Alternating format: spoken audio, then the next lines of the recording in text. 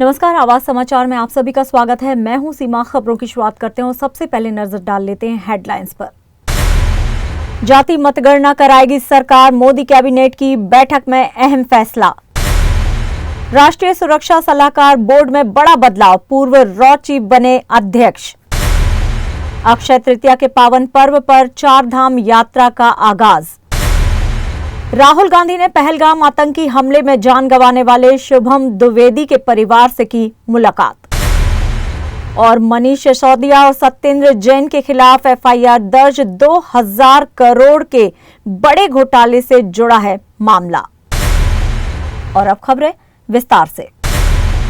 दिल्ली में मोदी कैबिनेट की बैठक में जाति मतगणना कराने का फैसला लिया गया है। केंद्रीय मंत्री अश्विनी वैष्णव ने बताया कि अगली जनगणना के साथ केंद्र सरकार जाति जनगणना कराएगी। उन्होंने कहा कि जाति आधारित जनगणना को कांग्रेस और इंडिया गठबंधन ने सिर्फ अपनी लाभ तक के लिए सीमित रखा है।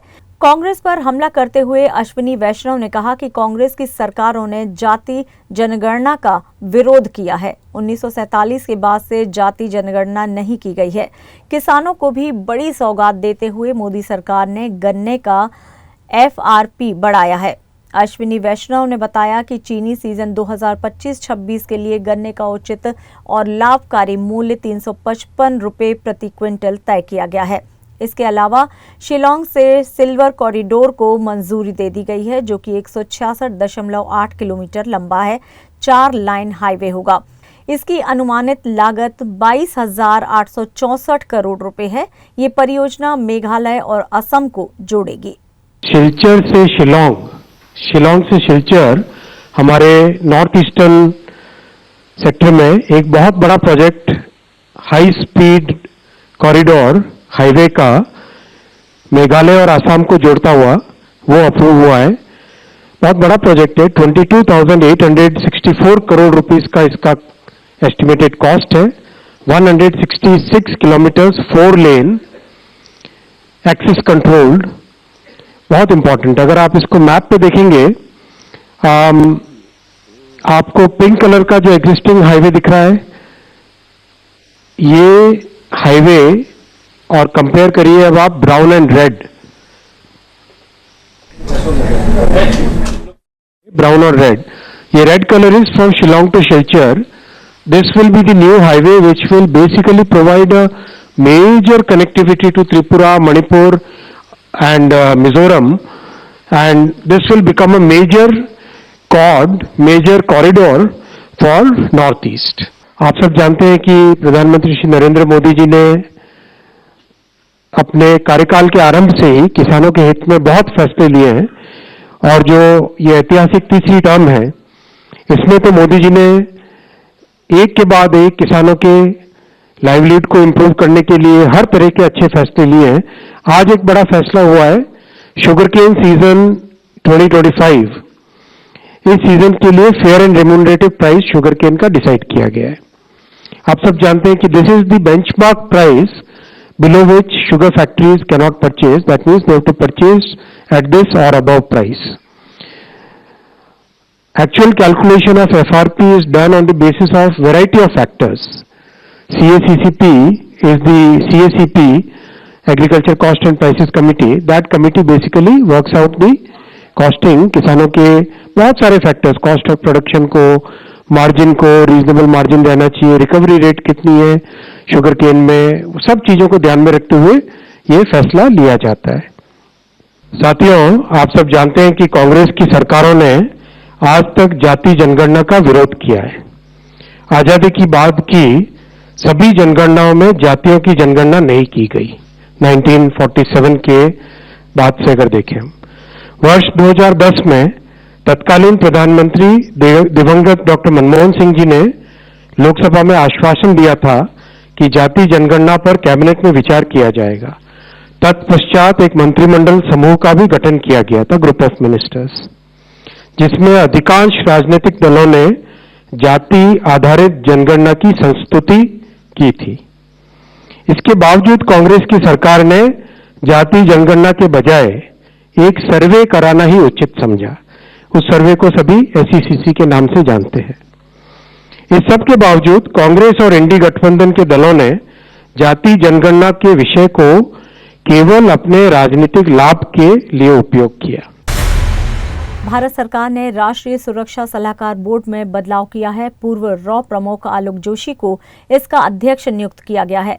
बोर्ड में 6 और सदस्यों को भी शामिल किया गया है, जिनमें पूर्व सेना अधिकारी और आईपीएस अधिकारी शामिल हैं। इसमें पूर्व पश्चिमी वायु commander air marshal P M Sinha और पूर्व दक्षिणी सेना commander lieutenant general A K. Singh भी शामिल हैं। बोर्ड में कुल 7 सदस्य होंगे, जिनमें वी वेंकटेश वर्मा सेवानियुक्त आईएफएस भी शामिल हैं।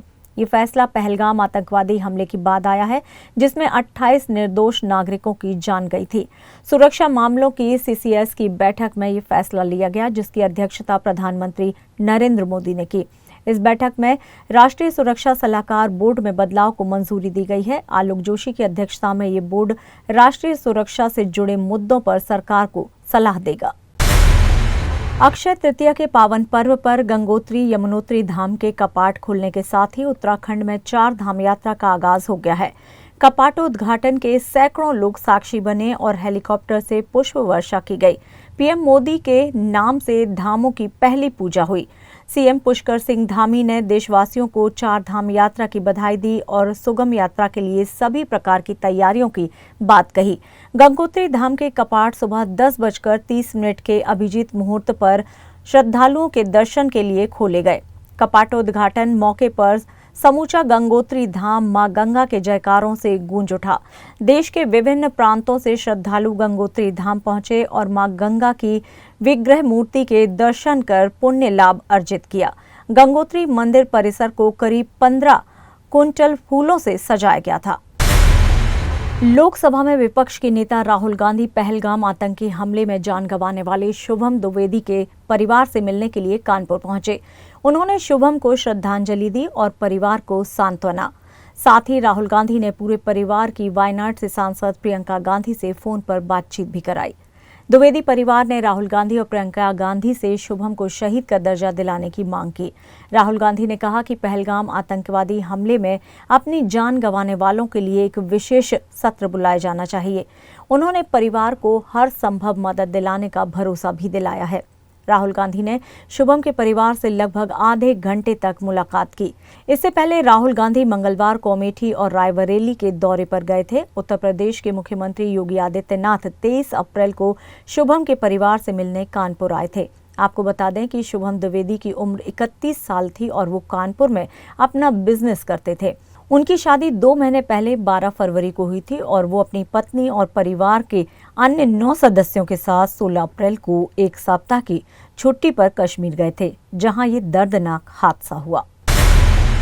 दिल्ली के पूर्व डिप्टी सीएम मनीष सिसोदिया और पूर्व मंत्री सत्येंद्र जैन के खिलाफ भ्रष्टाचार निरोधक शाखा ने एफआईआर दर्ज की है। ये मामला 2000 करोड़ के बड़े घोटाले से जुड़ा है।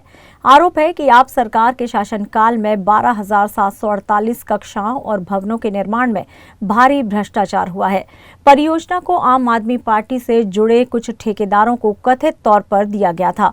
निर्माण में भारी विचलन और लागत में वृद्धि देखी गई है और एक भी काम निर्धारित अवधि के अंदर पूरा नहीं हुआ। एंटी करप्शन ब्रांच के अनुसार उचित प्रक्रिया का पालन किए बिना ही सलाहकार और आर्किटेक्ट नियुक्त किए गए थे। उनके जरिए ही लागत में बढ़ोतरी की गई है। भाजपा नेता हरीश खुराना, कपिल मिश्रा, नीलकंठ बख्शी आदि ने स्कूल कक्षाओं के निर्माण में भ्रष्टाचार के बारे में शिकायत की थी।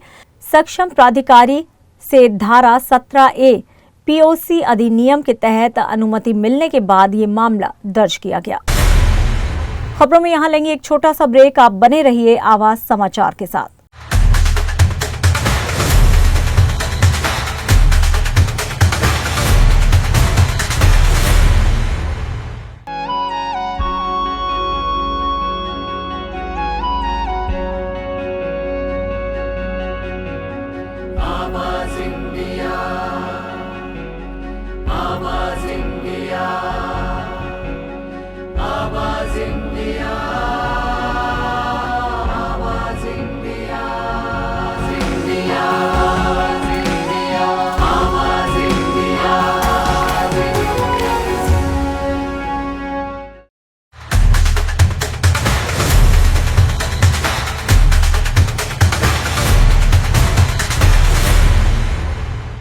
ब्रेक के बाद एक बार फिर से आप सभी का स्वागत है। बढ़ते हैं अपनी अगली खबर की ओर। शिवसेना उद्धव गुट के सांसद संजय राउत ने प्रधानमंत्री मोदी और देश के गृह मंत्रालय पर सीधे हमला बोला है। पहलगाम हमले को लेकर राउत ने कहा है कि भारतीय सेना को खुली छूट मिलनी चाहिए क्योंकि वो एक मजबूत ताकत है, लेकिन इस हमले में 27 जवानों की शहादत हुई है और इसके पीछे इंटेलिजेंस फेलियर जिम्मेदार है, जिसकी सीधी जिम्मेदारी गृह मंत्रालय पर है।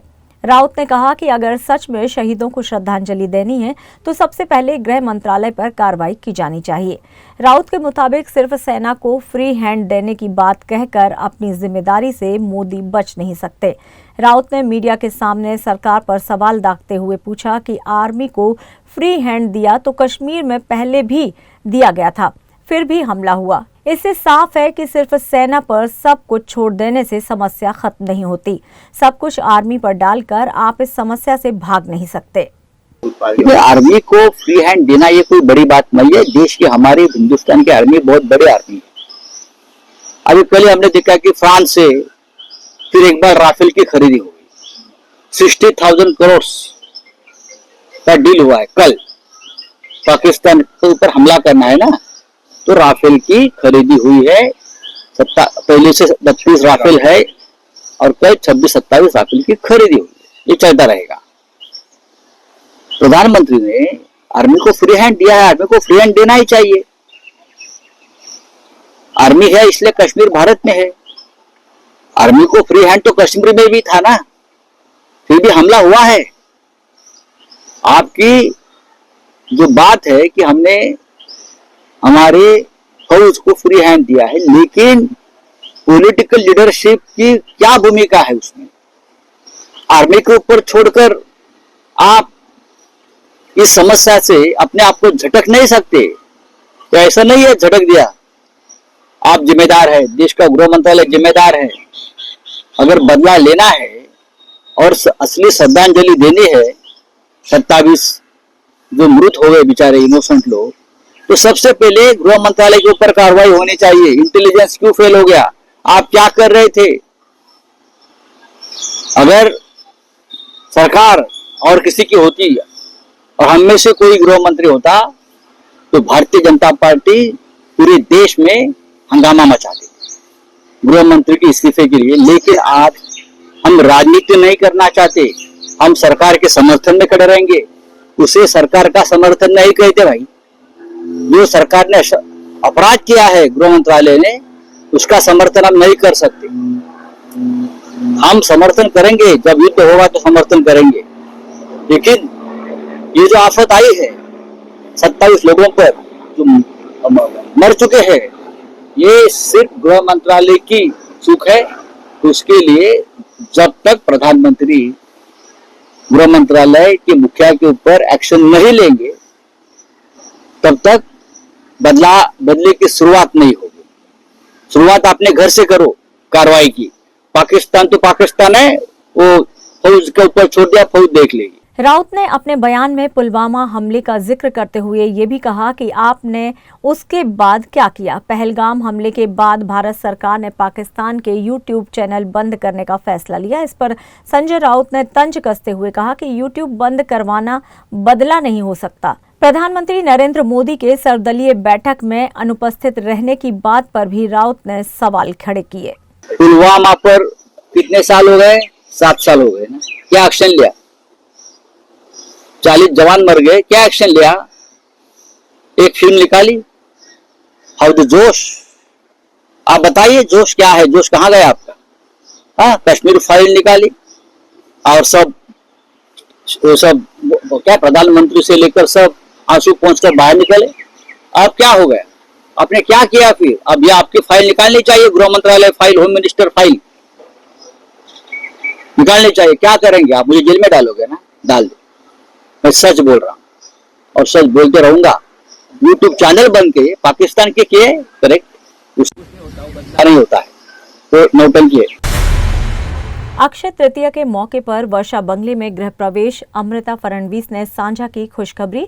महाराष्ट्र के मुख्यमंत्री देवेंद्र फडणवीस ने अक्षय तृतीया के मुहूर्त पर मुख्यमंत्री निवास वर्षा बंगले पर गृह प्रवेश किया है। साथ ही आज ही ICSE बोर्ड के 10वीं का परिणाम भी आया है, जिसमें मुख्यमंत्री की बेटी दिविशा फडणवीस को 92.6% मिले हैं। देवेंद्र फडणवीस की पत्नी अमृता फडणवीस ने ये जानकारी सोशल मीडिया पर साझा की। उन्होंने लिखा, सभी को अक्षय तृतीया की शुभकामनाएं। आज के शुभ मुहूर्त पर हमने वर्षा निवास स्थान पर पूजा का आयोजन किया और गृह प्रवेश किया है। आज ही के दिन एक और शुभ समाचार आप सभी को सुनाते हुए हमें खुशी हो रही है कि हमारी बेटी दिविशा का 10वीं का परिणाम घोषित हुआ है, जिसमें उसे 92.6% मिले हैं। जाति न्याय जनगणना को लेकर अब सियासत और तेज होती जा रही है। वंचित बहुजन अघाड़ी के प्रमुख प्रकाश आंबेडकर ने केंद्र की मोदी सरकार के इस फैसले पर सवाल उठाते हुए बड़ा बयान दिया है। प्रकाश आंबेडकर ने कहा है कि ये निर्णय सिर्फ लोगों को फंसाने और गुमराह करने के लिए है। असल उद्देश्य सामाजिक न्याय नहीं बल्कि राजनीतिक समीकरण को साधना है। उन्होंने आरोप लगाया कि जाति आधारित जनगणना को लेकर जो माहौल बनाया जा रहा है, उसमें बहुजन समाज की भलाई कम और राजनीतिक फायदा ज्यादा खोजा जा रहा है। बहुजन विकास अघाड़ी के प्रमुख प्रकाश आंबेडकर ने सरकार से पूछा कि अगर वो वाकई सामाजिक न्याय के लिए ईमानदार है तो अब तक जातिगत जनगणनाओं का डेटा सार्वजनिक क्यों नहीं किया गया। केंद्र सरकार ने ओबीसी जनगणना का निर्णय लिया है, लेकिन सवाल यह है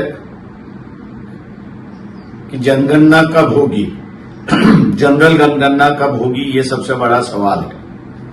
क्योंकि जनरल जनगणना लेने में जो दिक्कत है वो यही है कि 2026 तक पार्लियामेंट्री और असेंबली सीट जिसको फ्रीज किया गया था वो खुली हो जाती है। उससे कई समस्या है, इसलिए सरकार जनगणना लेने में टाल रही है, पोस्टपोन कर रही है, ऐसी एक परिस्थिति है। दूसरी बात यह है कि जम्मू एंड कश्मीर में हाल की जो घटना है जिसमें 26 लोगों की जान चली गई, उसको कहीं न कहीं तो भी नजरअंदाज करने के लिए केंद्र सरकार ने जो है ओबीसी जनगणना का निर्णय लिया है। पार्टी की ओर से हमको संदेह है कि क्या इस निर्णय के साथ सरकार अपना वादा निभाएगी, या जिस तरह से उन्होंने सुप्रीम कोर्ट में कुछ सालों पहले एफिडेविट के माध्यम से ये कहा कि हम जाति जनगणना नहीं कर सकते और ओबीसी की भी जनगणना नहीं कर सकते, क्या इस भूमिका के साथ सरकार रहेगी? वक्त ही इसका जवाब देगा। महाराष्ट्र के धुले जिले के शिरपुर तालुका में एक चौंकाने वाली खबर सामने आई है। धुले जिले की लोकल क्राइम ब्रांच की टीम ने चिराले गांव के पास एक फार्म हाउस पर छापा मारकर 605 ग्राम गांजा जब्त किया है। जब्त की गई कुल ड्रग्स की कीमत तकरीबन 43 लाख रुपए तक आंकी गई है। पुलिस के मुताबिक इस गांजे का भंडारण रविंद्र गणेश पवार नाम के व्यक्ति ने किया था, जिसके खिलाफ NDPC एक्ट के अलग अलग कई धाराओं के तहत मामला दर्ज कर लिया गया है। छापेमारी में जब्त किया गया गांजा इतनी बड़ी मात्रा में कहां से आया है और इसे किन किन लोगों तक पहुंचाया जाना था, इन सभी सवालों के जवाब लोकल क्राइम ब्रांच की टीम तलाशने में जुट गई है। इस पूरे ऑपरेशन को लेकर क्या कह रही है धुले पुलिस, आइए सुनते हैं। स्थानिक गुन्हे शाखा पोलीस निरीक्षक पवार यांना अशी एक माहिती मिळाली होती की शिरपूर तालुका पोलीस स्टेशनच्या अंतर्गत रवींद्र गणेश पावरा याच्या घराच्या मागील शेतामध्ये त्याने काही गांजा सदृश्य पदार्थ लपवून ठेवलेला आहे। त्या ठिकाणी लोकल पोलीस स्टेशनची मदत घेऊन आपण रेड केली असता एकूण 605 किलो हा गांजा आपण हस्तगत केलेला आहे। त्याची जी बाजाराची किंमत आहे ती 42 लाखापेक्षा जास्त आहे। सध्या हा आरोपी फरार आहे, त्याचा शोध चालू आहे, त्याला अटक करून लगेच पुढील कारवाई करण्यात येईल। एक सस्ती डील के लालच में ठाणे का एक भंगार व्यापारी नंदुरबार पहुंचा, लेकिन जो हुआ वो किसी फिल्मी साजिश से कम नहीं था। व्यापारी को झांसा दिया गया कि सस्ते में भंगार मिलेगा, पर जैसे ही वो अपने साथी के साथ वहां पहुंचा, उसे मोटरसाइकिल पर बिठाकर एक जंगल में ले जाया गया। वहां न सिर्फ व्यापारी की जमकर पिटाई हुई, बल्कि मोबाइल, कैश और ऑनलाइन ट्रांसफर के जरिए 50,000 की रकम भी लूट ली गई। इस वारदात की गंभीरता को समझते हुए पुलिस ने तेज कार्रवाई करते हुए 6 आरोपियों को जामदा गांव से धर दबोचा। उनके पास से नकदी और मोबाइल फोन भी बरामद कर लिए हैं। इन आरोपियों से पुलिस पूछताछ कर रही है कि कहीं और कितने ही लोगों को इस तरह इस गिरोह ने लूटा तो नहीं है।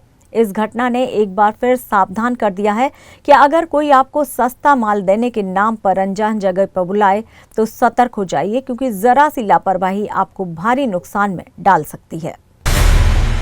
खबरों में लेंगे यहाँ एक छोटा सा विराम। आप देखते रहिए आवाज समाचार।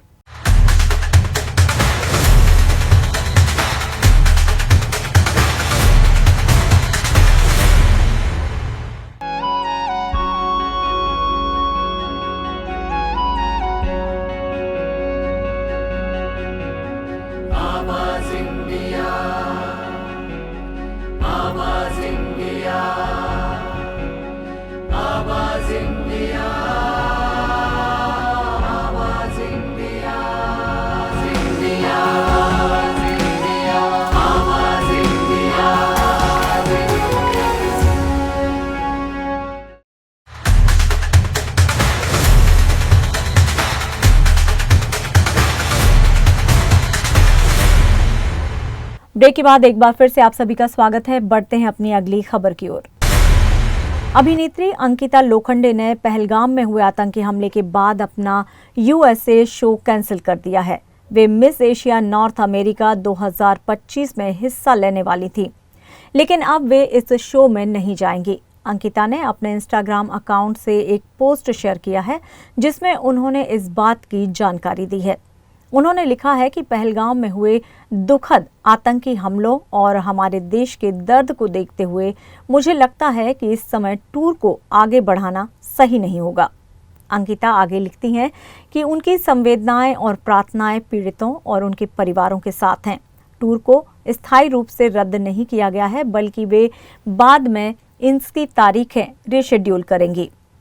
अंकिता ने अपने फैंस को धन्यवाद दिया और कहा कि वे जल्द ही बेहतर और अधिक शांतिपूर्ण परिस्थितियों में उनसे मिलने की उम्मीद करती हैं। अभिनेत्री साहिबा बाली ने एनसीईआरटी की पुस्तक में किए गए बदलावों पर नाराजगी जताई है। उन्होंने अपने इंस्टाग्राम पर एक पोस्ट शेयर करते हुए स्टोरी लगाई है जिसमें उन्होंने लिखा है कि हटाई गई घटनाओं को भी जानना जरूरी है। साहिबा बाली ने कहा है कि इतिहास को हटाना बिल्कुल विचित्र है, खासकर उत्तरी सीमांत क्षेत्र की समझ के लिए। उन्होंने कहा कि उत्तर भारत पर फारसी, तुर्की, अफगान का प्रभाव हिंदुस्तान की पहचान के लिए महत्वपूर्ण है। साहिबा बाली ने अपने इंस्टाग्राम स्टोरी पर एक वीडियो भी साझा किया है जिसमें उन्होंने अपने विचार व्यक्त किए हैं। आपको बता दें कि हाल ही में एनसीईआरटी द्वारा कक्षा 7 की सामाजिक विज्ञान की पाठ्यपुस्तक में बदलाव किए गए हैं। 2025-26 सत्र के लिए अपडेट किए गए पाठ्यक्रम में मुगलों, तुगलकों, लोधी और खिलजी जैसे मध्यकालीन भारतीय शासकों पर आधारित अध्यायों को हटा दिया गया है। उनकी जगह प्राचीन भारतीय राजवंशों, धार्मिक स्थलों और सांस्कृतिक परंपराओं पर अध्याय शामिल किए गए हैं। और फिलहाल आवाज समाचार में इतना ही। आप देखते रहिए आवाज इंडिया। नमस्कार।